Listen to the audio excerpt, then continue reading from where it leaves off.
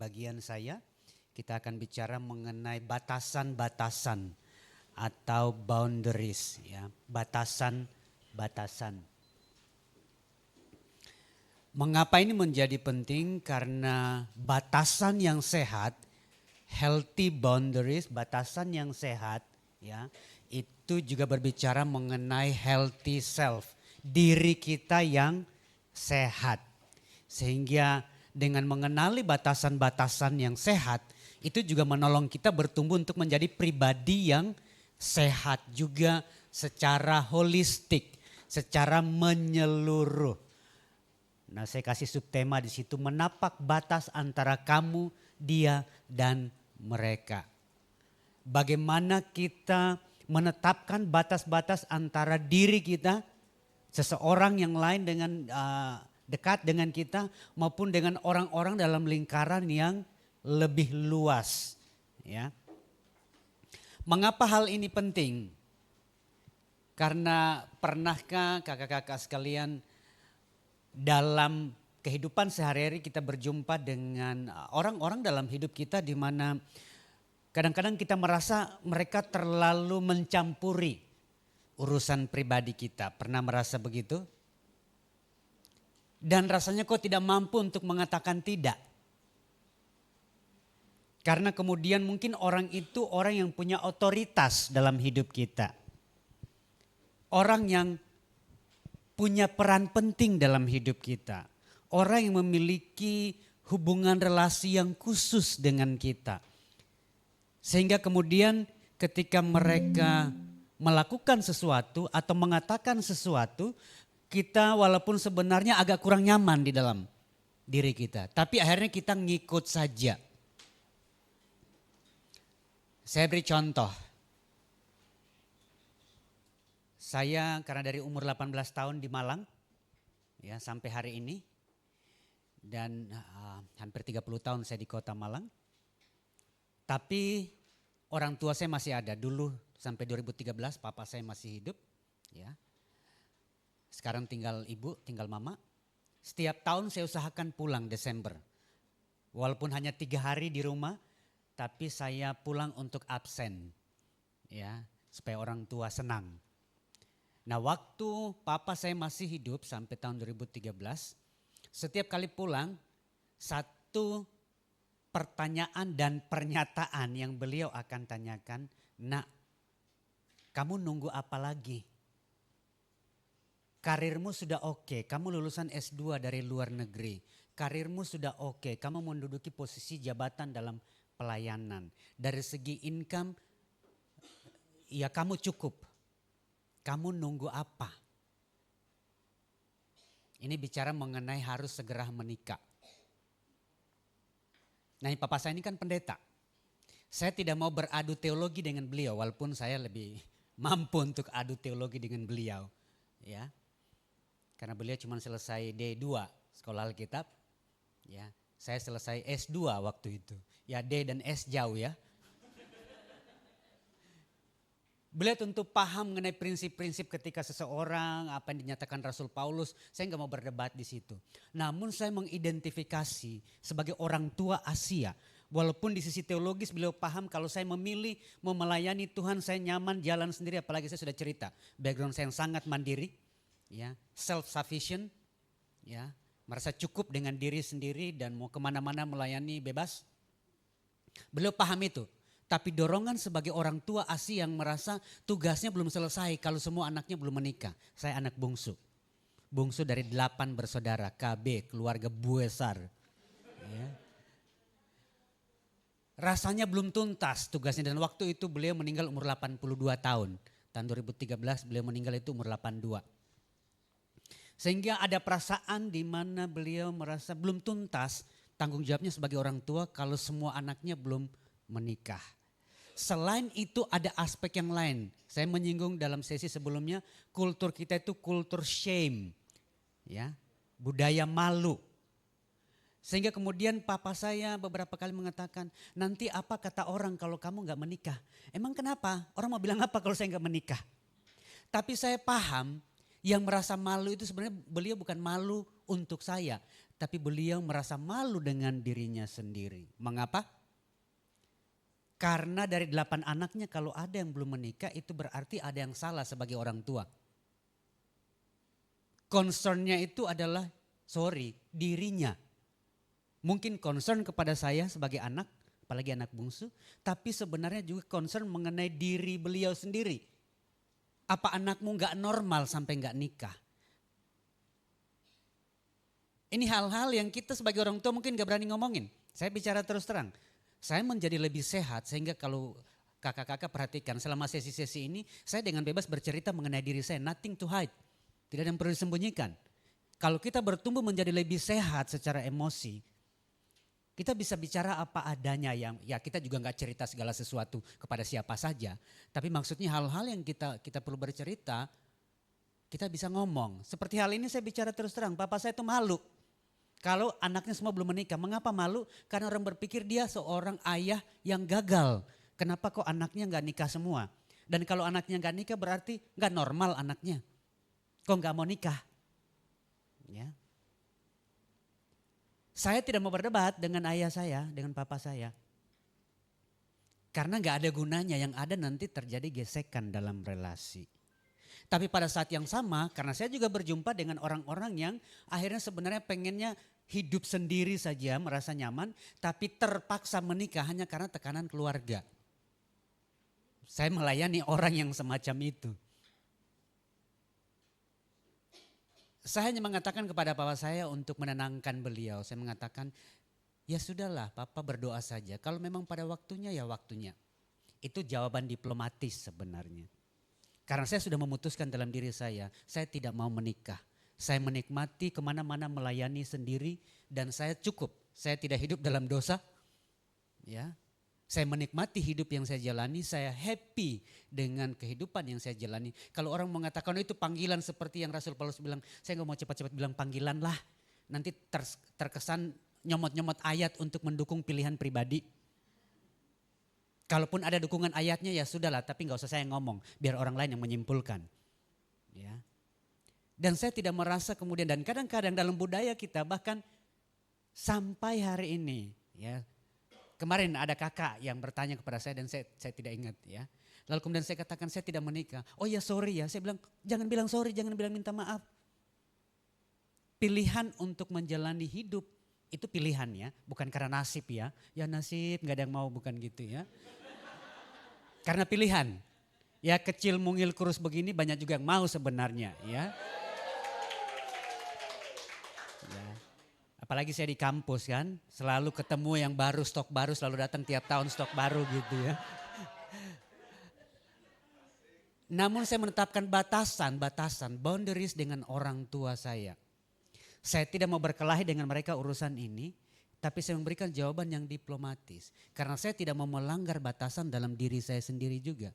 Pilihan-pilihan yang saya buat selama itu bukan pilihan berdosa. Hanya masalah preferensi, ya, pilihan pribadi. Namun berapa banyak kita sulit untuk menetapkan batasan-batasan. Ini salah satu contoh saja. Ada banyak hal yang lain, nanti kita akan melihat. Ya. Dan bicara mengenai, bisa dilihat slide selanjutnya. Saya kasih ilustrasi ini, dua rusa ini mereka tidak bermusuhan, mereka dekat, namun ada batasan yang harus mereka jaga. Mengapa? Kalau mereka tidak ada batasan, mereka akan saling melukai. Tanduknya nyangkut. Mereka saling tidak bermusuhan, tapi ketika mereka tidak menjaga batasan yang sehat, batasan yang tepat, tanpa bermaksud menyakiti, akhirnya saling melukai. Bahkan bisa saling membunuh pada akhirnya. Ketika tanduknya yang bercabang-cabang itu nyangkut. Sama sebenarnya prinsipnya dalam hidup kita. Baik dalam relasi-relasi antar pribadi, ya, interpersonal, maupun dalam relasi-relasi kepemimpinan dengan orang-orang, dengan tim yang kita bekerja bersama dengan mereka. Dalam berbagai aspek kehidupan. Batasan itu perlu, termasuk dalam hubungan-hubungan yang paling intim. Suami dan istri, ada batasan. Saya biasa ketika memberikan konseling atau bimbingan pranikah, hal ini saya tegaskan. Karena biar bagaimanapun jangan salah kutip ayat. Dua menjadi satu, betul dua menjadi satu secara fisik. Tapi tetap dua individu yang berbeda yang punya preferensi, punya pilihan masing-masing yang harus dihargai. Itu bahkan antara suami dan istri. Jadi jangan salah memahami ayat itu ya. Menjadi satu daging betul, tapi berapa banyak orang yang sebenarnya sudah beranak pinak, anaknya sudah satu lusin, tapi mereka sebenarnya secara emosi nggak pernah nyatu. Tidak cerai mungkin, tapi makin lama dalam pernikahan saya beberapa kali jumpa pelayanan di gereja. Sudah oma-oma, opa-opa, di gereja aja berantem. Bukannya nggak malu sama Tuhan, nggak malu sama cucu. Jadi penyatuan secara fisik tidak berarti menjadi jaminan bahwa di level emosi dan mental mereka connect. Sebagai suami dan istri. Karena biar bagaimanapun tetap individu yang berbeda. Sehingga ada respect, ada boundary. Ada batas-batas yang menjadi penting. Itu bahkan antara suami dan istri, antara orang tua dan anak. Nah kita orang Asia berpikir anak ini nih lu macam-macam gue balikin lagi lu ke perut. Balikin lagi jadi sel telur. Karena kita merasa anak adalah milik kita. Kita perlu baca tulisan seorang sastrawan yang juga orang Kristen sebenarnya, dia Kristen dari Lebanon, ya. Mungkin pernah dengar namanya Khalil Gibran, ya. Namanya memang ya Arab-Araban, tapi dia sebenarnya Kristen. Dia menulis mengenai bagaimana hubungan orang tua dan anak. Itu sebabnya ada puisinya yang terkenal. Anakmu bukan anakmu. Dia datang melalui engkau, tapi dia adalah milik masa depan. Dengan kata lain dan masih panjang ya, nanti bisa searching aja di online ya. Bicara mengenai ada batasan di situ bahkan antara orang tua dan anak.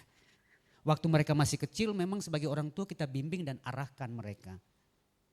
Tapi bahkan kalau belajar pola asuh bahkan ada ruang di mana kita ajak anak berdialog.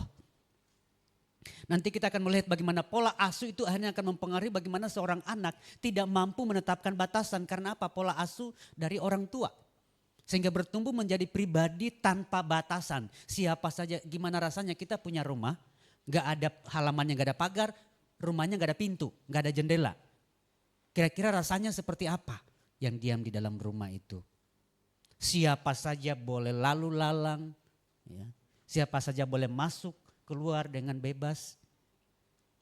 Sama individu yang tidak mampu menetapkan batasan akan mengalami masalah-masalah di dalam dirinya. Padahal kalau kita melihat next slide, cetak biru dalam penciptaan kita seperti yang sudah saya jelaskan sebelumnya kalau kita baca dalam Kejadian 2, 18 sampai 25 bahwa kita diciptakan memang untuk berelasi.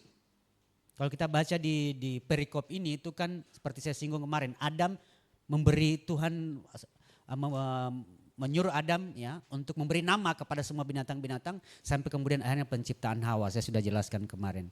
Namun setelah kejatuhan manusia di Kejadian 3 yang sudah saya jelaskan, relasi-relasi yang seharusnya kita diciptakan untuk berelasi secara sehat, berelasi secara harmonis itu menjadi kacau bahkan dalam keluarga pendeta.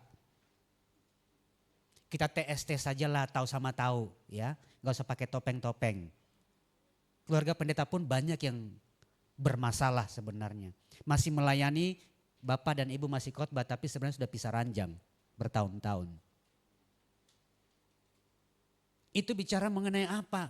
Brokenness dari sini dalam relasi-relasi kita itu menjadi isu, itu menjadi masalah. Kalau gembala sidangnya saya begitu kira-kira jemaatnya gimana? Ya. Itu menunjukkan bahwa tidak ada kita itu yang imun terhadap hal-hal ini. Semua kita rentan ya, terhadap gesekan-gesekan di dalam relasi. Sehingga memahami ini menjadi penting bagi kita bagaimana kita memahami relasi kita. Nah, kalau kita bicara mengenai batasan-batasan, next slide. Nah, bicara mengenai batasan maka kita akan bicara mengenai apa sih? Ketika bicara mengenai boundaries atau batasan-batasan yang sehat, itu menjadi alat ukur ya, parameter hubungan itu sehat atau tidak. Hubungan yang sehat atau tidak itu tergantung seperti apa batasan-batasan yang ada di dalam hubungan tersebut. Karena itu nanti akhirnya akan mempengaruhi bagaimana kita berelasi. Bahkan di antara suami dan istri, rasa respek yang seperti apa antara orang tua dan anak, itu akan menentukan batasan yang seperti apa. Dan itu menunjukkan kualitas dari relasi. Nah karena kita, khususnya kita orang Asia, orang Indonesia, tidak terbiasa dengan batasan. Urusanmu, urusanku. Itu sebabnya pergibahan nasional itu sesuatu yang lumrah kita jumpai ya. Karena semua orang merasa punya hak untuk mengurusi orang lain. Batasan yang sangat kabur. Sehingga ketika seseorang mau menetapkan batasan-batasan yang sebenarnya sehat dalam relasi, tapi kemudian dianggap sebagai orang yang, kamu apaan sih? Kalau memang sudah dekat gak usah gitu-gitu amat. Tapi kan kemudian akhirnya tidak ada lagi batasan yang sehat. Ya. Tidak ada lagi batasan yang sehat. Bahkan di antara suami dan istri. Di antara pasangan. Tetap ada rasa respect di situ di dalam relasi. Gak usah ngaku yang pasangan-pasangan yang sudah punya pasangan yang sudah menikah. Gak usah ngaku. Berapa banyak yang secara berkala ngecek handphone pasangannya. Tujuannya apa ngecek?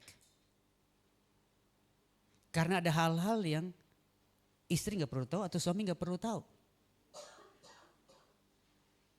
Misalnya perbincangannya dengan sahabatnya. Kalau punya bestie, kan gak perlu ikut ngurus.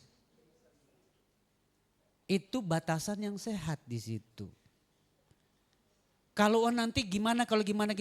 Kalau sudah ada curigation di situ, ya. Itu berarti kan hubungan suami dan istri masalah trust, rasa percaya itu sudah menipis. Padahal trust, rasa percaya itu fondasi dasar sebuah hubungan. Kalau sudah tidak ada rasa percaya, elu gua sudah end. Gitu. Baik itu persahabatan, pertemanan, relasi, kepemimpinan.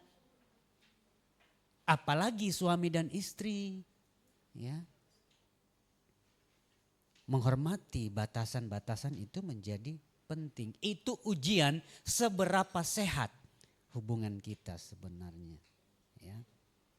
Nah kalau kita melihat keseimbangan ini, keseimbangan antara relasi internal kita dan eksternal itu akan terlihat di dalam kita menetapkan boundaries, batasan-batasan yang sehat.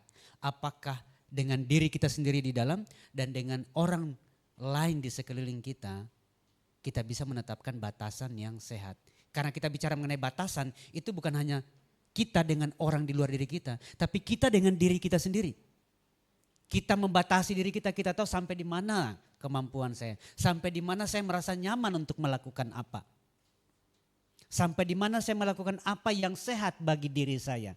Kita harus mampu menetapkan batasan itu. Seringkali kalau kita bicara mengenai batasan kan hanya kaitannya dengan diri kita dengan orang lain, betul enggak? Tapi berapa banyak kita, apalagi kita ini pelayan-pelayan, guru sekolah minggu, hamba Tuhan, pelayan. Berapa banyak kita tidak mampu menetapkan batasan dengan diri kita sendiri. Dan kita melukai diri sendiri, contohnya workaholic. Kerja. Gitu. Pokoknya semua tawaran pelayanan diambil. Semua peluang-peluang pelayanan diambil. Apalagi kalau ditambahkan toppingnya tuh. Bumbu atasnya itu perfeksionisme, genaplah sudah. Dalam tim pun gak percaya dengan timnya, harus turun tangan langsung. Lah kita ini kan cuma punya dua tangan, kecuali Betari Durga, banyak tangannya. Itu isu-isu ketidakmampuan menetapkan batasan dalam diri sendiri. Sehingga kita merasa semua harus kita turun tangan. Kalau saya nggak turun tangan ini nggak beres. Nah itu jadi masalah. Jadi menetapkan batasan itu bukan hanya dengan orang di luar diri kita. Namun dengan diri kita sendiri pun kita harus belajar untuk menetapkan batasan yang sehat. Nah pertanyaannya apa itu batasan? Dari tadi saya ngomong batasan ya. Bicara mengenai boundaries, batasan apa itu? Nah definisi sederhananya boundary atau batasan itu bicara mengenai segala sesuatu yang menandai sebuah batasan. Namanya juga batasan, boundary. Berarti segala sesuatu yang menetapkan batas-batas, yang menandai sebuah batas sampai di titik mana itu kita menahan diri, atau kita mengizinkan diri kita, atau kita mengizinkan orang lain sampai di mana. Itu menjadi penting.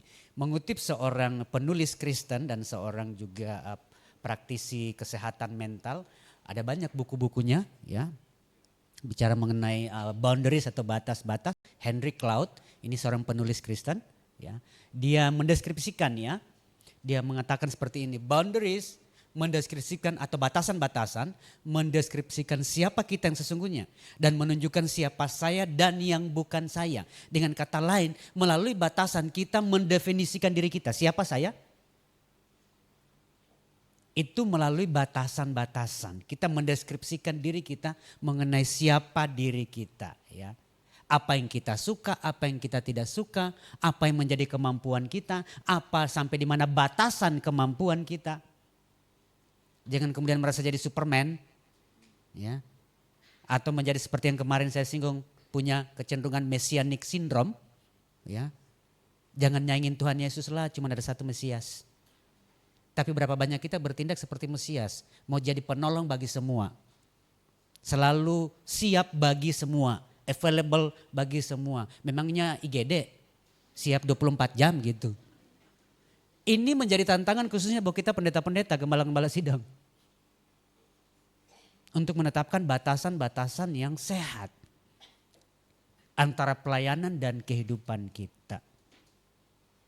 Tuhan Yesus saja ngambil waktu loh menyingkir buat istirahat. Tapi banyak gembala pendeta melebihi Tuhan Yesus. Ya, tidak menyiapkan waktu untuk merawat diri, self care, merawat diri. Sehingga kita akhirnya tidak menjadi maksimal dalam pelayanan-pelayanan kita. Karena apa? Tidak mampu menetapkan batas. Sampai di titik mana batas saya. Ya.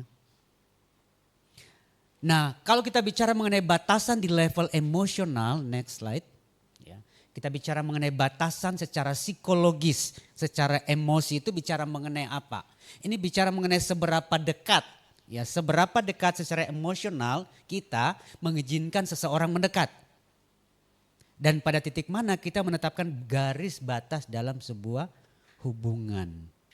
Nah, itu penjelasan singkat mengenai apa itu batasan. Dengan kata lain, baik itu secara eksternal maupun secara emosional, seberapa jauh kita mengizinkan diri kita dan mengizinkan orang lain masuk dalam lingkaran kita.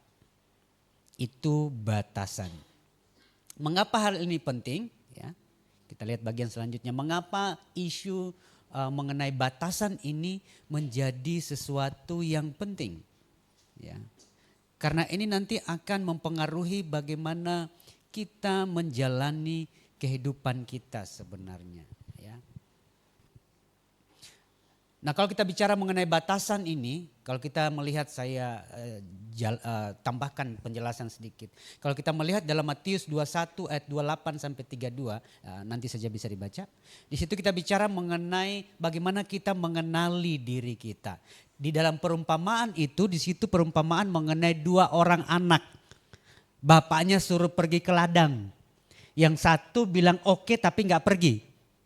Yang satu bilang tidak mau pergi tapi akhirnya dia pergi juga. Nah, ini kan bicara mengenai batasan di sini, ya. Yang satu bilang oke, saya pergi, padahal sebenarnya dia nggak mau pergi. Tapi dia ngomong oke, tapi akhirnya apa? Pasif agresif. Ngomong oke tapi nggak pergi. Nah, ini kan bicara bagaimana menetapkan batasan-batasan, ya. Seseorang yang memiliki batasan yang sehat, batasan yang baik, dia bisa mengatakan ya atau tidak. Ketika mengatakan tidak itu bukan karena dia kasar, bukan karena dia tidak peduli. Namun karena memahami batasan kemampuan dirinya. Sampai di mana dia memiliki kemampuan untuk menangani hal-hal tersebut. Sehingga kemudian akhirnya itu bisa menjadi masalah kemudian pada akhirnya. Ya. Nah pada umumnya kalau kita bicara mengenai batasan itu setidaknya ada 4 sebenarnya, ada 4 kuadran. Ya, ada 4 kuadran. Ada yang pertama itu orang yang selalu setuju. Pokoknya selalu yes, nggak bisa bilang tidak. Kalau bilang tidak itu merasa paling berdosa sedunia. Ya. Sehingga selalu bilang yes. Atau sebaliknya yang kedua, kuadran yang kedua orang yang selalu menutup diri. Sehingga sulit dijangkau. Atau yang ketiga ini orang yang cenderung memaksa. Selalu memaksa supaya keinginannya itu bisa terwujud. Apalagi kalau ada tongkat otoritas di tangannya lebih celaka lagi. Ya. Kecenderungannya untuk selalu supaya semua yang dia pikirkan itu harus dijalankan. Dan yang kuadran yang keempat itu orang yang cenderung acuh tak acuh. Ya cuek. Dengan cepat kita melihat satu persatu. Yang pertama ini cirinya seperti apa sih orang yang selalu setuju ini? Yang selalu mengatakan ya. Bahkan untuk hal-hal yang buruk sekalipun tidak mampu mengatakan tidak. Walaupun dalam hatinya sebenarnya enggak mau. Ini muncul dari mana? Muncul dari pola asuh.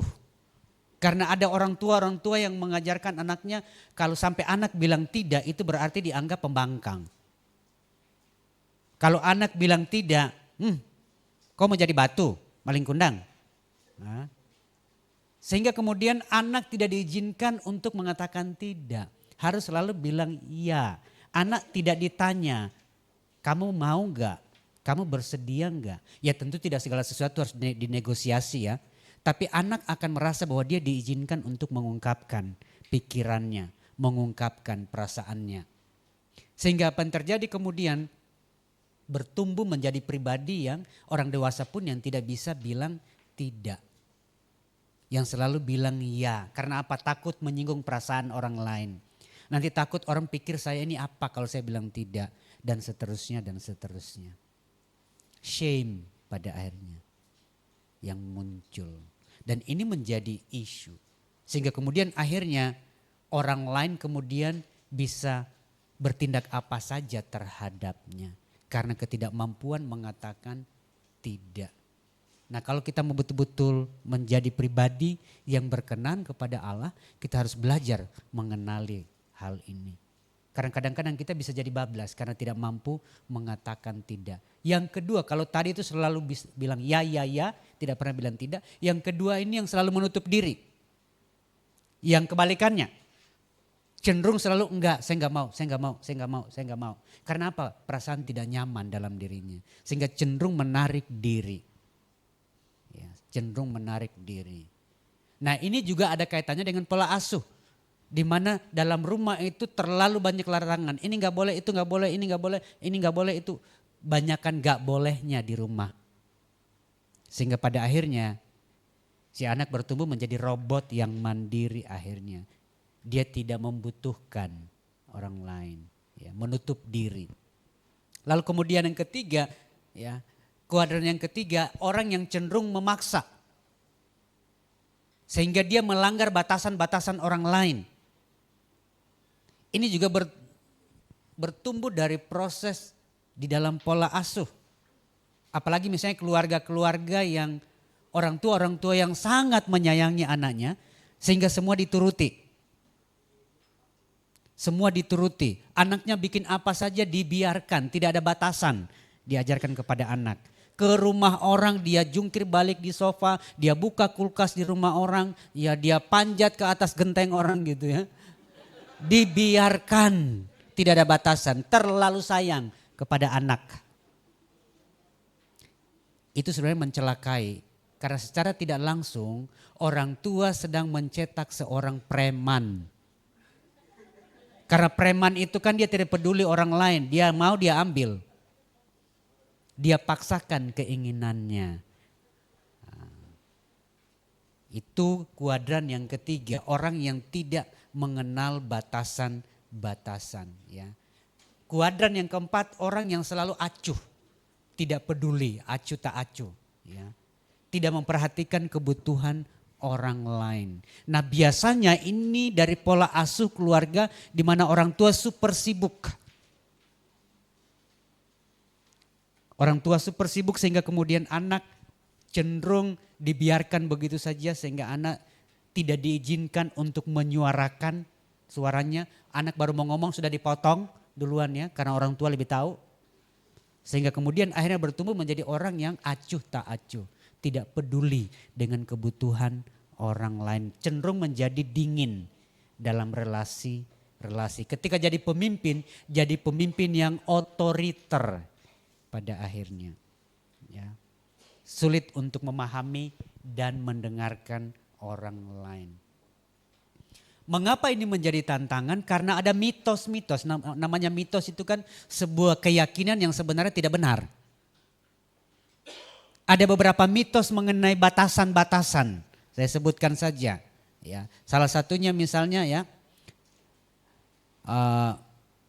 kita menganggap bahwa dalam relasi-relasi kita itu kalau kita menetapkan batasan berarti kita orang yang egois. Menetapkan batasan tidak berarti kita egois. Menetapkan batasan berarti kita mengenali batas-batas diri kita dan kita menghargai batas-batas orang lain. Jadi bukan egois tapi mitosnya kan apalagi dalam kultur kita orang Asia yang memang semuanya menyatu, nyampur karena kita ini kan masyarakat komunal. Beda dengan budaya barat itu cenderung kepada masyarakat individualistik. Kalau kita orang Asia itu masyarakat yang komunal, ngumpul dan satu anggota dari komunitas itu dianggap representasi dari seluruh komunitas. Itu sebabnya kemudian apa yang kita dengar waktu kita bertumbuh, jangan bikin malu keluarga. Seolah-olah satu kesalahan dari anggota keluarga, seluruh keluarga itu ikut bersalah. Sehingga kemudian ketika dalam konteks semacam ini, kultur yang semacam ini, seseorang mau menetapkan batasan-batasan akan dinilai sebagai orang yang egois. Itu mitos. Ya. Karena ada saat di mana kita seharusnya mengatakan tidak. Ya. Mitos yang kedua, kalau orang menetapkan batasan sehingga dia mengatakan tidak itu dianggap sebagai pembangkangan, ketidaktaatan. Sehingga orang tidak diizinkan untuk menjadi dirinya sendiri. Di sesi yang pertama kan kita bicara mengenai diri yang otentik. Diri yang otentik. Nah kalau tidak ada batasan yang sehat bagaimana kita bisa menjadi diri yang otentik. Ketika tidak ada ruang untuk kita menetapkan batas-batas yang sehat bagi diri kita. Ya. Lalu kemudian mitos yang selanjutnya. Ketika kita menetapkan batasan-batasan itu akan membuat kita terluka sendiri nantinya. Itu sebuah mitos karena justru batasan akan membuat kita jadi lebih sehat sebenarnya. Ketika kita menetapkan batasan-batasan yang tepat. Batasan-batasan yang sehat. Ya. Atau mitos selanjutnya. Boundaries, batasan-batasan itu akan melukai orang lain. Karena kemudian seperti kita membatasi. Kok kamu gitu? Ya. Lupa dengan batasan-batasan yang sehat yang semestinya. Dan kita tidak bertanggung jawab, orang akan merasa terluka itu kan pilihannya. Ketika kita menetapkan batasan yang kita tahu itu batasan yang sehat. Karena orang yang tidak memiliki batasan, dia tidak bisa menerima batasan orang lain. Orang yang tidak memiliki batasan yang sehat, dia tidak bisa menerima batasan yang ditetapkan oleh orang lain. Lalu kemudian dia merasa jadi victim, terluka. Itu juga sebuah konsep yang salah. Lalu kemudian ada lagi mitos selanjutnya, banyak sekali mitos ya mengenai batasan ini. Karena apa? Budaya kita, budaya Asia itu tidak terbiasa dengan batasan. Ketika seseorang menetapkan batasan dengan mengatakan, sorry saya nggak bisa. Sorry saya nggak mau. Itu dianggap sebagai apa? Mitos selanjutnya. Ketika menetapkan batasan berarti kamu marah ya. Kamu marah ya. Padahal tidak. Ya karena saya memang lagi gak pengen aja bukan marah. Tapi karena kamu terus colek-colek marah ya marah beneran jadinya gitu. Ya. Itu mitos. Ya. Atau mitos selanjutnya, kalau saya menetapkan batasan berarti saya ditolak. Enggak juga. Takut akan penolakan itu salah satu alasan mengapa kita orang Asia sulit untuk menetapkan batasan. Ketika saya mengatakan tidak, nanti kemudian saya ditolak dong. Padahal kita semua butuh penerimaan. Itu juga sebuah mitos. Ketika kita bertumbuh di dalam konteks yang lebih sehat, maka hal-hal ini seharusnya tidak terjadi. Masih ada mitos lagi selanjutnya. Kalau orang menetapkan batasan berarti dia orang yang tidak tahu balas budi. Iya dong. Orang sudah berbuat baik kepada kita, kita harus balas juga. Sehingga ada kemudian orang-orang tipe yang kuadran tadi yang menarik diri kemudian cenderung nolak-nolak, gak mau dibantu, gak mau apa, karena apa? Dia gak mau berutang budi. Tapi kan akhirnya mempengaruhi relasi. Gak mau terima apapun dari orang, baik itu bantuan, baik pun pemberian. Karena apa? Gak mau berhutang budi. Karena dia sendiri merasa tidak nyaman. Sehingga kemudian kalau kita mengatakan tidak bisa, loh kemarin-kemarin saya bantu kamu loh, kok hari ini kamu gak mau bantu saya? Lah wong hari itu dia sudah ada jadwal tugas yang lain yang juga prioritas sebenarnya. Sehingga gak tahu balas budi, budi kok dibalas.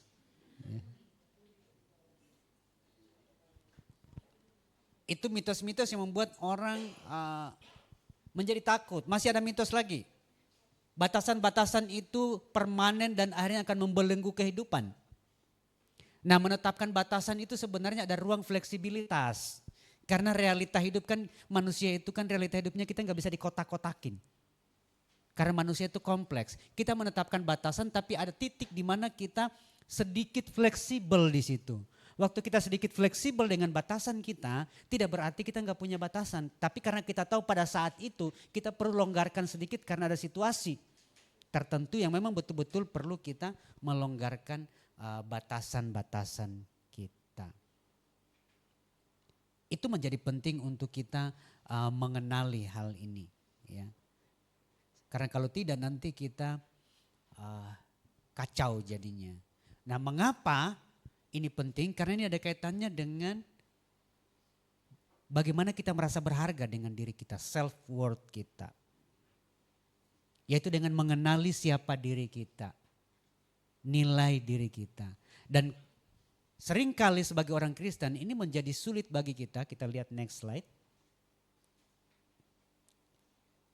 Kutip ayat ini 1 Korintus 10 ayat 24. Jangan seorang pun yang mencari keuntungannya sendiri, tetapi hendaklah tiap-tiap orang mencari keuntungan orang lain. Ayat ini seringkali salah kutip, salah aplikasi. Sehingga akhirnya kemudian ini dipakai, oh iya kan harus memikirkan kepentingan orang lain. Yang terjadi kemudian yang saya sebutkan ulang-ulang, Messianic Syndrome, mengorbankan dirinya sendiri. Kita kutip ayat untuk sebagai alibi ketidakmampuan kita menetapkan batasan. Tapi ada dukungan ayatnya. Gitu. Atau orang lain memakai ayat ini untuk memaksa kita. Kamu cuma mikirin diri sendiri aja. Saya kasih contoh kasus real. Kakak-kakak mungkin mayoritas kenal dengan Pak Gatut Budiono. Ya. Sekarang beliau komisaris BPP, sebelumnya beliau 2 periode bendahara umum. Ya, sebelumnya. Jadi beliau dan sebelum itu selama bertahun-tahun beliau Direktur Departemen Kaum Muda Nasional.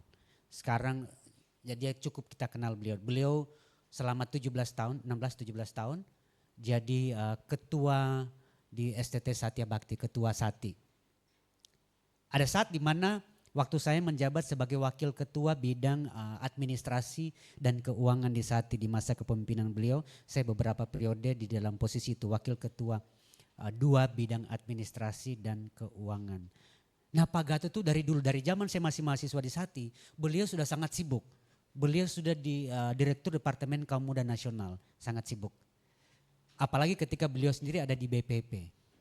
Nah, sistem di STT itu kan ada ketua dan wakil-wakil ketua. Yang paling sering rapat itu adalah ketua dan wakil ketua dua. Rapat berdua itu sering karena apa? Urusan menjalankan sekolah harian, operasional harian, proyek-proyek, dan urusan ini mahasiswa makan apa enggak. Duit masih ada enggak di sekolah. Jangan sampai ini dosen-dosen enggak gajian, staf-staf kantor enggak gajian gitu. Jadi sering rapat berdua. Nah beliau kan sangat sibuk, kalau pas ada di kampus, beliau akan hubungi saya, "Pos, Bapak lagi ada di kampus, rapat yuk." Gitu. Kita lihat review hari kegiatan, kondisi keuangan dan proyek-proyek. Sekali waktu beliau baru pulang, lalu kemudian beliau kontak saya, "Pos, kita rapat yuk sekarang, siang ini." Pas Bapak ada, karena nanti Bapak sudah ada jadwal untuk keluar kota lagi. Hari itu waktu beliau ajak rapat itu saya lagi lelah karena hari sebelumnya saya lembur. Ya, kerja sampai larut sehingga hari itu saya sudah jadwalkan setelah makan siang saya mau tidur siang. Jadi waktu bilang mau rapat setelah siang, mau rapat berdua setelah siang, karena saya sudah banyak belajar. Ya, saya sedang berproses bertumbuh untuk menetapkan boundary. Saya bilang, "Pak, kita bisa atur enggak di hari lain jadwalnya?" "Oh, kamu ada jadwal mengajar?" "Enggak, Pak. Saya sudah jadwalkan siang ini saya mau tidur siang, Pak. Saya lelah. Karena semalam saya kerja sampai larut lewat jam 12. Kira-kira menurut Bapak Ibu yang senyum-senyum ini menganggap saya ini pejabat kurang ajar ya. Sama bosnya berani bilang tidak hanya karena mau tidur siang. Wah nanti tidur siang, nanti dikubur tuh tidur lama, gak usah tidur sekarang gitu ya. Nanti dalam peti mati tuh tidur gak akan dibangun-bangunin gitu ya. Tapi saya mengenal boundaries diri saya. Saya lelah. Nanti saya rapat dengan beliau dengan kondisi kurang tidur. Pikiran saya itu gak jernih, otak saya gak jernih. Sedangkan kita mau bahas keuangan, bahas ini. Ya. Di samping memang saya kenal batasan tubuh saya. Sehingga saya mengatakan itu dengan santai dan merasa aman. Saya tidak merasa bersalah. Wah kamu cuma mikirin diri sendiri, tidur siang ini mikirin sekian ratus loh mulut yang perlu makan nih, mahasiswa, dosen, staf. Ini hanya demi tidur siang mau kamu taruh. Tidak ada sama sekali pikiran itu dalam pikiran saya. Karena apa? Saya bukan Mesias. Itu yang pertama. Yang kedua, Pak Gatot selalu sibuk. Tidak berarti saya yang harus selalu menyesuaikan dengan beliau.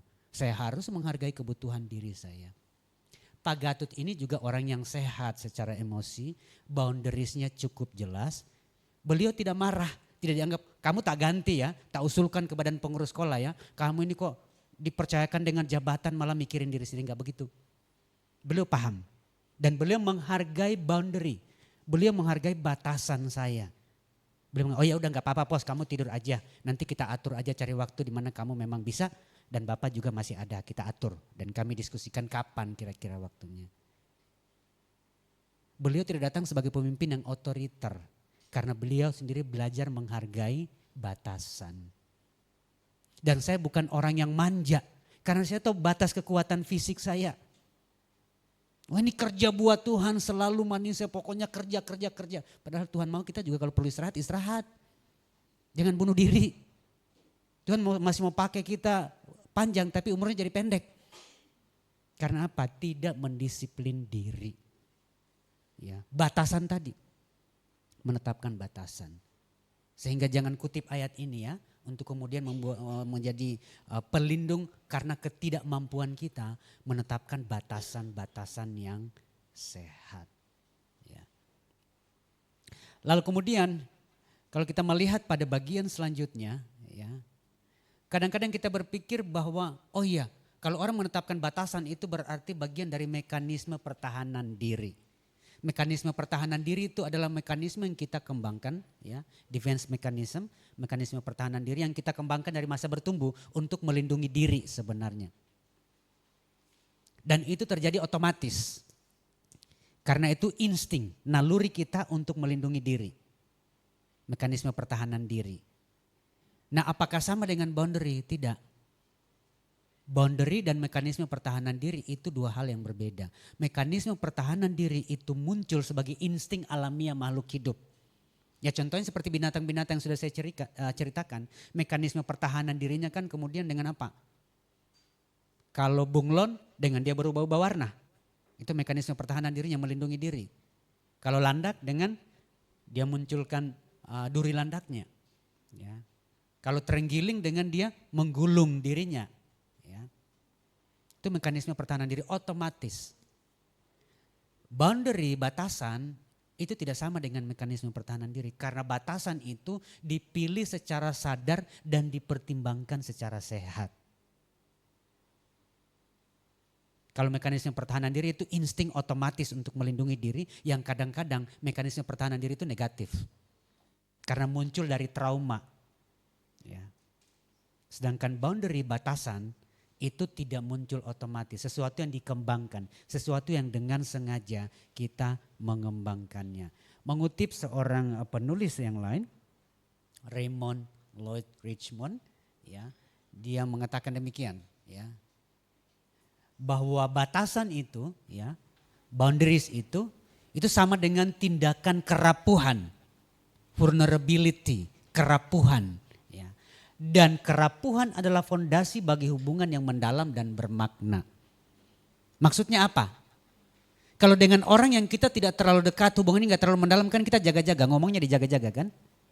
Kita tidak sembarangan mengungkapkan apa yang kita harapkan dan inginkan. Karena kita gak tahu orang ini bakalan oke atau tidak. Tapi hubungan yang mendalam dengan kita menjadi rapuh. Saya ambil contoh yang tadi. Waktu saya mengatakan tidak kepada ajakan Pak Gatot untuk rapat, itu kan dari saya itu adalah tindakan kerapuhan. Nanti gimana? Pak Gatot akan pikir apa mengenai saya? Apa saya dianggap tidak kompeten dengan jabatan saya? Apa Pak Gatot akan pikir saya ini bawahan yang pembangkang? Apa Pak Gatot akan pikir saya ini pemimpin yang hanya memikirkan diri sendiri? Tapi saya bersedia untuk menjadi rapuh dengan mengungkapkan, Pak, saya butuh istirahat.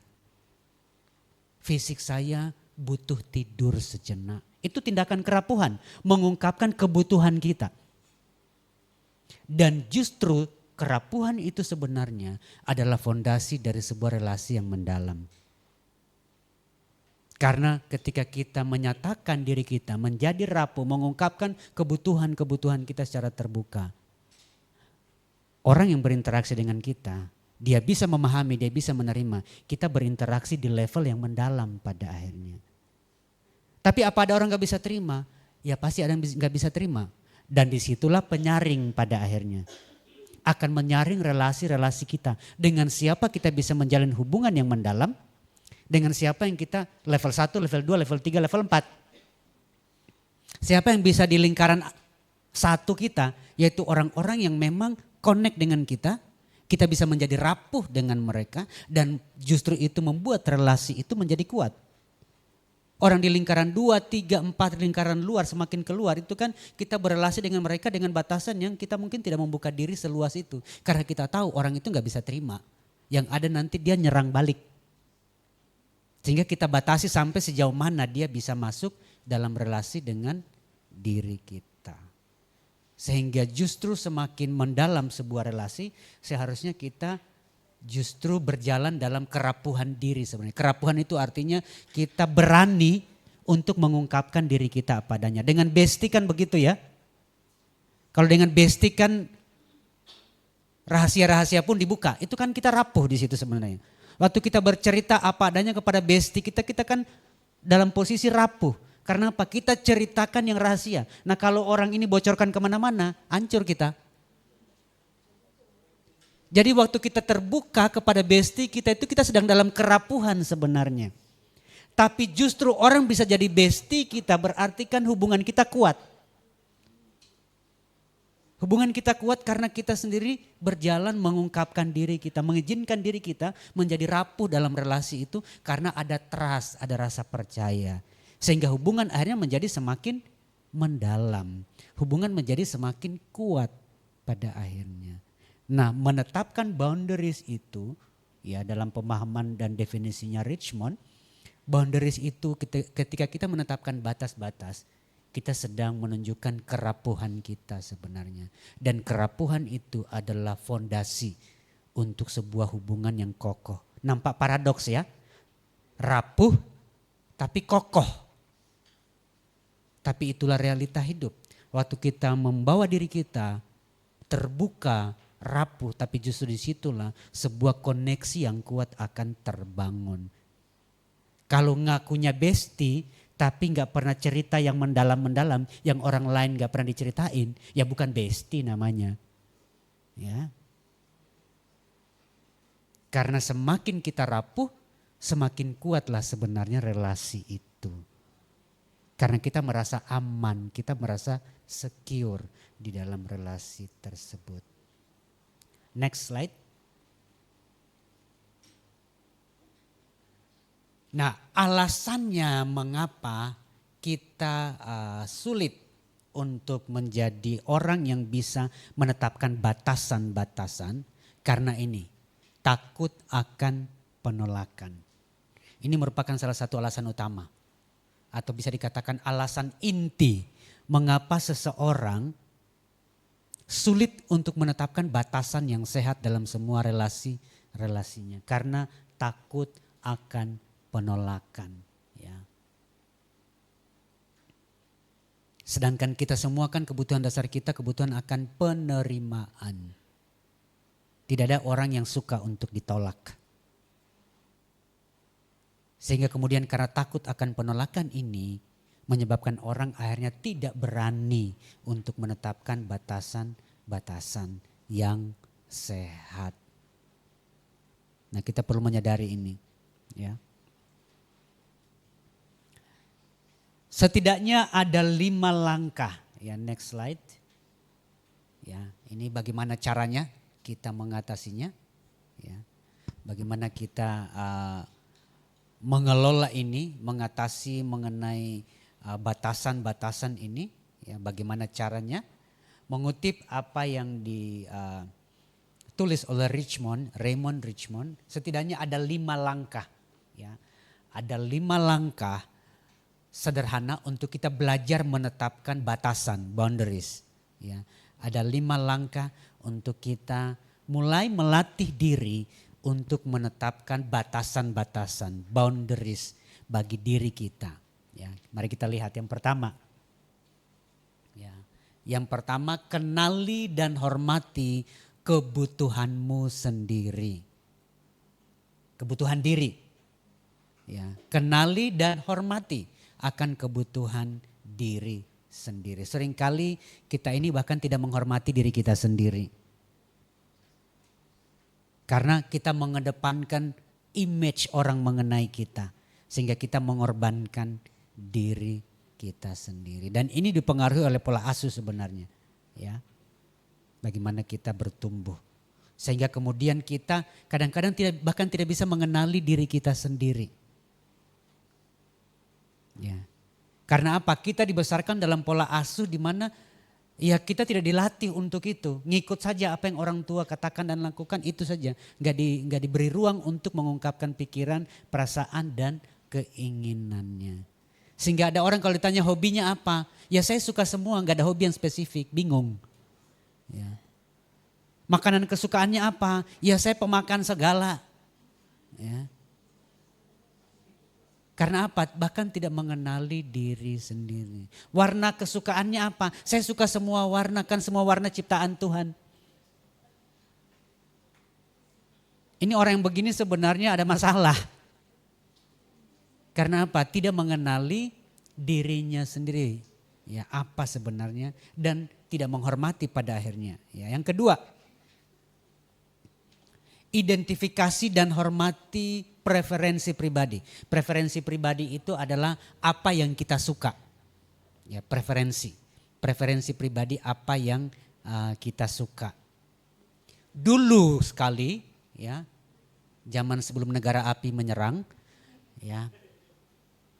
Saya tipe orang tuh karena memang dibesarkan dengan semua yang saya sudah cerita, ya, sebagian dari kisah hidup saya. Sulit untuk mengatakan tidak dan sungkan untuk mengungkapkan apa yang saya rasa dan pikirkan. Yang terjadi kemudian ketika orang mau traktir, saya salah satu contohnya, mau traktir makan, saya cenderung mengatakan seperti yang pernah saya cerita di sesi yang pertama. Saya cenderung mengatakan, oh ya apa saja saya oke, karena sungkan. Apa saja saya oke, karena sungkan. Sehingga kemudian ketika disajikan makanan yang sebenarnya saya tidak suka, saya akhirnya terpaksa memakannya. Padahal orang yang traktir ini begitu peduli, sayang sama saya sehingga dia pengen memberi yang terbaik. Ternyata terbaik menurut dia itu sesuatu yang terburuk buat saya. Itu sebabnya kemudian ketika saya bertumbuh menjadi lebih sehat secara emosi, secara mental. Saya belajar untuk mengembangkan batasan-batasan yang sehat. Saya akan bicara terus terang, tapi kan juga tidak mau dianggap sebagai orang yang gak tahu diri gitu ya. Wah, ditraktir milihnya makanan yang enak-enak, yang mahal-mahal gitu ya. Yang paling mahal enggak juga begitu. Tapi saya mengungkapkan batasan saya. Batasan-batasan saya di mana? Waktu hari Sabtu minggu lalu saya tiba di bandara di Samarinda. Kak Darmanto menjemput saya di bandara. Kemudian kita makan siang dulu, kamu pasti lapar. Karena berangkat dari Malang subuh-subuh. Ya. Mau makan apa? Ya saya kan mana tahu tempat di Samarinda makanan apa saja yang enak dan cocok dengan lidah saya. Sehingga saya katakan apa saja oke, tapi saya memilih yang sayur-sayuran dan ikan dan seafood. Saya bisa makan daging tapi saya bukan penyuka daging. Saya nggak ada alergi apapun, nggak ada pantangan apapun. Tapi saya kurang suka makan daging. Ya. Biar beliau memutuskan. Kalau mau pesan ikan yang semahal apa, ya silakan beliau pesan. Ya, bukan saya yang milih gitu. Ya, tapi beliau tahu preferensi saya. Ya. Lalu kemudian pada hari Minggu, ya, ku turut ayah ke kota, naik delman istimewa. Ada jemaat yang memang rupanya punya restoran. Itu serba babi. Dan karena Pak Darmanto sudah tahu preferensi saya, beliau mengatakan, kamu bersedia enggak? Ini jemaat nih sudah lama mengundang kami untuk beliau ajak makan di tempatnya. Tapi kami pun belum pernah mampir ke situ. Malam ini beliau, karena saya khotbah di ACS, beliau hadir ibadah yang kedua sore, beliau minta, ayo Pak, ajak Pak Posuka sekalian mampir ke tempat kami. Pak Darmanto sudah tahu ini tempat yang tidak akan saya kunjungi. Ya. Dan beliau tanya saya, bagaimana? Saya bilang enggak apa-apa. Saya masih bisa tolerir kok. Saya tidak makan daging babi itu bukan karena haramnya. Daging babi itu sehat sebenarnya. Ya. Hanya karena dulu saya masih kecil pelihara babi, tahu aromanya kandang babi kayak apa. Bersihin tuh kandangnya itu kotorannya dan ngasih makan, aduh. Itu membuat saya berhadapan dengan itu, apalagi kalau lihat lemak dan kulitnya itu ya. Itu membuat saya kayaknya naik turun mau lewat tenggorokan gitu ya. Tapi saya masih bisa, khususnya itu kalau itu sate. Walaupun bukan favorit tapi masih bisa masuk. Yang penting gak kelihatan lemaknya itu, tawanya itu mendul-mendul di situ. Dan kulitnya saya masih bisa. Dan malam itu saya betul-betul dinajiskan senajis-najisnya. Ya. Karena saya pesan yang nasi campurnya ada babi merahnya, ada babi crispy-nya, ada sate babinya. Pokoknya semua perbabian duniawi ada di situ. Ya. Dan saya makan. Tapi saya makannya itu bukan dengan terpaksa karena saya sudah menetapkan saya bersedia.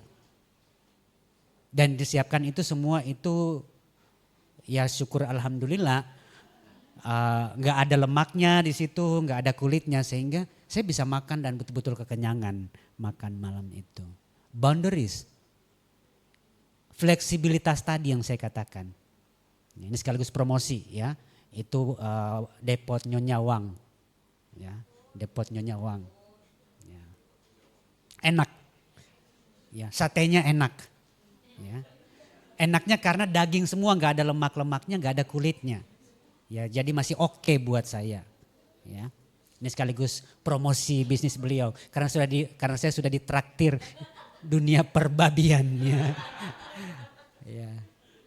Itu yang saya katakan tadi, kita ada batasan tapi kita beri ruang untuk fleksibilitas. Beri ruang juga untuk fleksibilitas. Di mana kita tidak sepenuhnya melanggar batasan kita, tapi kita ada alasan yang lebih tinggi. Ini jemaat dengan sukacita mau traktir, kita mau respect gitu ya. Ada ruang-ruang itu. Sehingga kalau kita menetapkan batasan, itu tidak berarti kita sama sekali menjadi sangat kaku. Kalau ada kepentingan yang tertinggi dan kita tahu itu masih bisa kita akomodir, kita buka sedikit ruang untuk fleksibilitas di situ. Oke? Yang ketiga, ya, identifikasi apa yang disukai. Ini tahap-tahap untuk latihan ya. Kan harus dimulai dengan pengenalan diri. Saya sukanya apa, saya nggak sukanya apa. Kita buat daftar, khususnya untuk orang-orang yang bahkan bingung dengan dirinya sendiri. Karena tadi kan dasar untuk menetapkan batasan itu kan kita mengenali diri kita. Kalau kita nggak mengenali diri kita, bagaimana kita menetapkan batas? Nah, ini langkah-langkahnya. Langkah ketiga untuk belajar menetapkan batasan yang sehat, identifikasi apa yang disukai. Ya, otomatis waktu kita tahu apa yang kita sukai, kita juga akan tahu apa yang tidak kita sukai. Ya. Lalu kemudian yang keempat, kenali ambang batas kita sampai di mana. Kenali ambang batas kita sampai di mana. Ya. Sehingga kita bisa menetapkan batas-batas. Betul kita suka untuk melayani Tuhan, kita pekerja keras, tapi kita harus tahu batas kemampuan kita itu sampai di mana. Jangan sampai akhirnya kita sudah melewati batas kita sendiri kolaps, organisasi juga jadi kacau. Gak maksimal.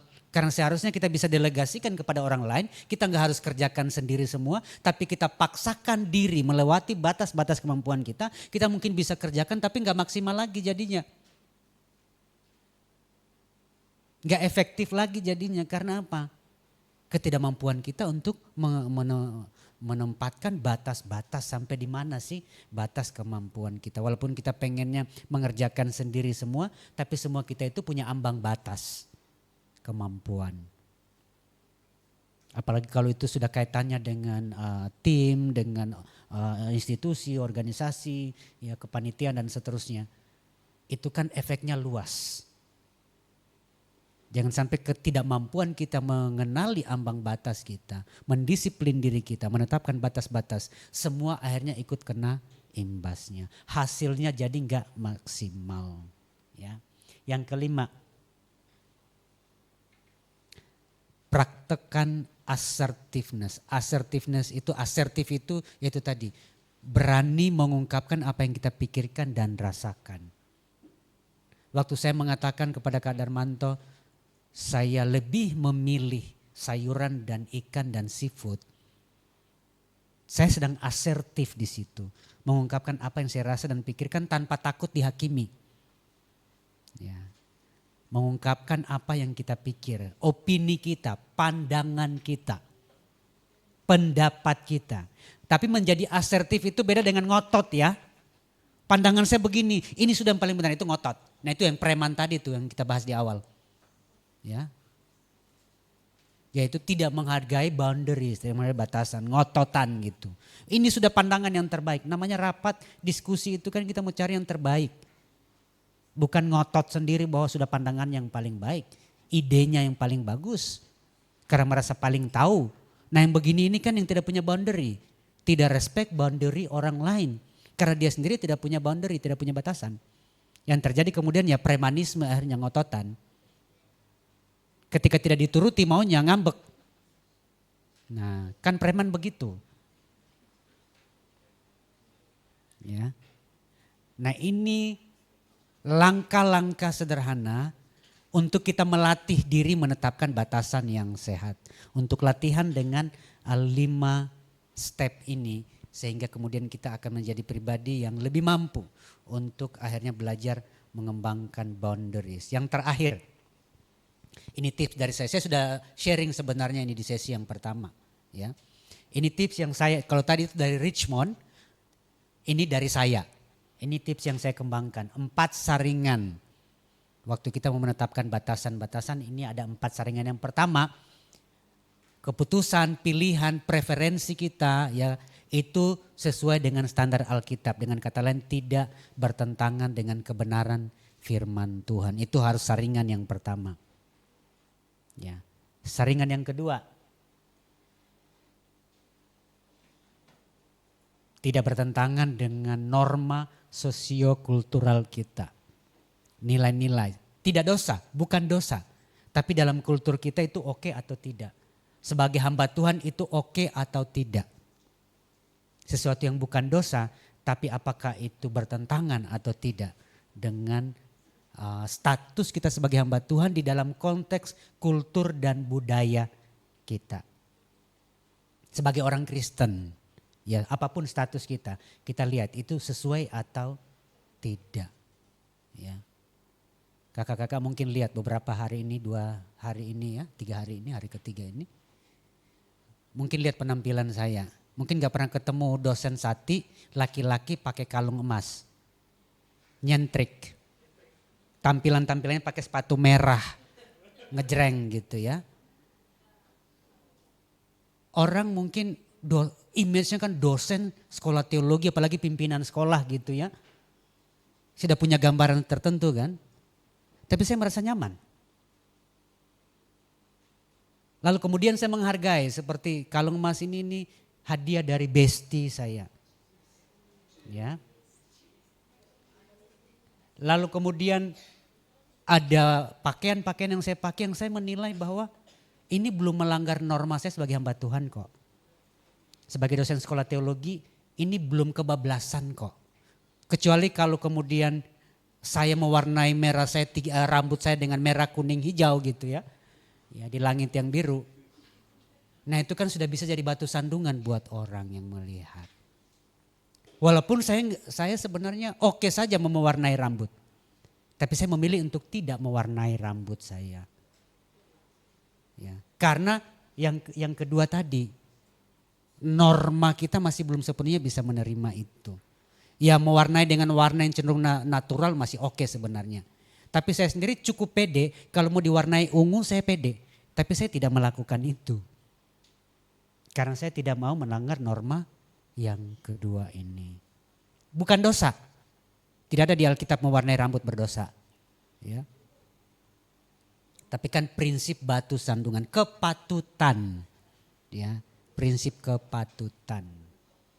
Yang ketiga, saringan yang ketiga itu relasi eksternal kita. Pilihan-pilihan, tindakan-tindakan kita, preferensi kita itu ya, itu merugikan orang lain enggak? Kalau itu merugikan orang lain, jangan. Karena ada orang seperti yang saya sudah cerita di hari pertama.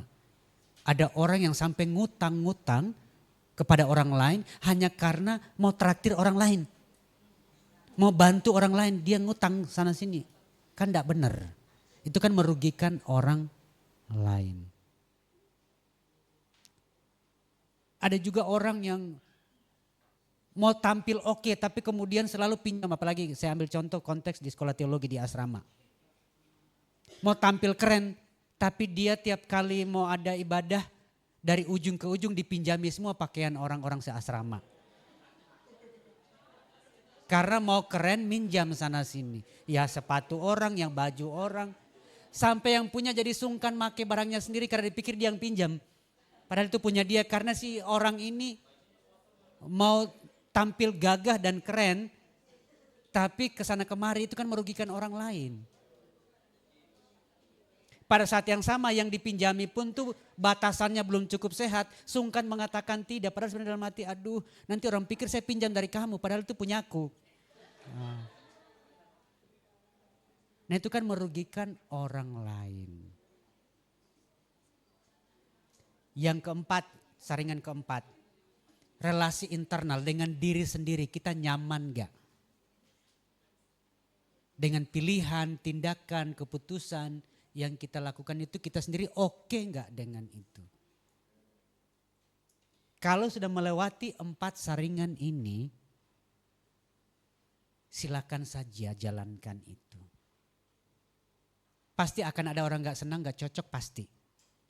Seperti waktu masa pandemi itu, saya memilih untuk botak plontos. Ya. beberapa kali selama mulai tahun 2020 sampai 2023 itu mungkin 4 atau 5 kali saya pelontos. Ya. Lalu kemudian ada staf-staf, ada dosen-dosen yang merasa cukup dekat dengan saya kemudian ngomong, saya nggak senang kamu lihat botak begitu. Saya bilang, it's okay, jangan tutup mata, jangan lihat saya. Karena saya oke, saya nyaman dan bentuk kepala saya bagus kok. Karena waktu saya masih kecil dulu mama saya itu katanya kalau ditidurin tuh gak selalu miring atau telentang. Diputar-putar supaya kepalanya bagus bentuknya. Ya. Jadi kalau saya punya kepala bagus, gak pitak, gak ini, gak bopeng gitu ya. Di sini datar di belakang atau di samping. Itu semua jasa mama saya yang perhatian. Ya. Sehingga bentuk kepala saya itu bulatnya bagus. Dan gak ada pitak-pitaknya bekas luka segala macam gak ada. Jadi dibotakin tuh kelihatan bagus gitu. Bahkan saya kemudian dengan pede posting pakai kacamata, posting di Facebook foto saya yang botak pelontos dan banyak bilang oke, keren banget. Ya. Tapi ada saja yang mengatakan saya nggak senang, saya nggak suka lihat potongan botaknya. Saya bilang nggak apa-apa, kalau pas saya lewat tutup mata. Itu kan preferensi pribadi dia. Tapi kan kalau orang tidak sehat secara emosi terganggu. Ada 10 yang kasih jempol ke atas, 1 kasih jempol ke bawah. Yang 1 yang diperhatikan. Jadi kacau suasana hatinya. 1 banding 10 kan gak ada bandingannya. Lagi pula sudah melewati saringan ini kok. Saya botak pelontos lalu kemudian ketika sudah selesai pandemi lalu kemudian saya mulai gereja-gereja mulai ibadah online. Bahkan kadang-kadang masa pandemi pun saya diminta untuk rekam video khotbah online. Ya saya pede saja. Karena saya merasa tidak jadi batu sandungan kok kalau pendeta botak. Dan saya merasa nyaman dengan itu, nyaman. Karena saya botak bukan untuk cari sensasi, cari praktis. Hemat sampo, hemat waktu gak perlu nyisir-nyisir. Ya. Ketika sekarang saya setelah 4-5 kali saya botak pelontos, udah pengen lagi agak dipanjangin sedikit rambutnya. Apapun kalau sudah melewati 4 saringan ini, mau penampilan kita, keputusan-keputusan, pilihan-pilihan, kalau itu sudah lewati 4 saringan, akan ada orang yang gak cocok, it's okay, gak apa-apa. Itu bagaimana kita menetapkan batasan-batasan yang sehat bagi diri kita. Oke? Baik, saya buka ruang untuk interaksi, kita berdiskusi. Saya persilakan kalau ada pertanyaan-pertanyaan. Ya, Kak Andreas silakan.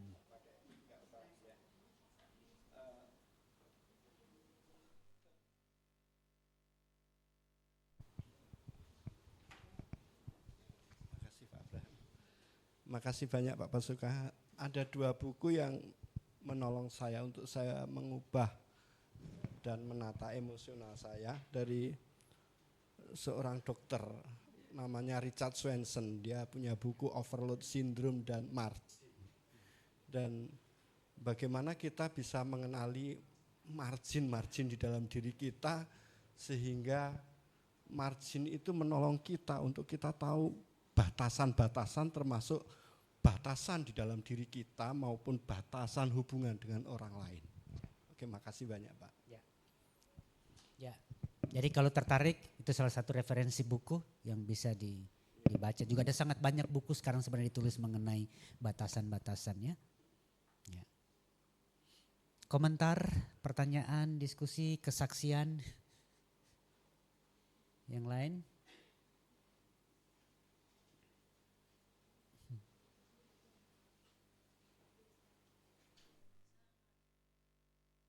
Jelas ya? Ya.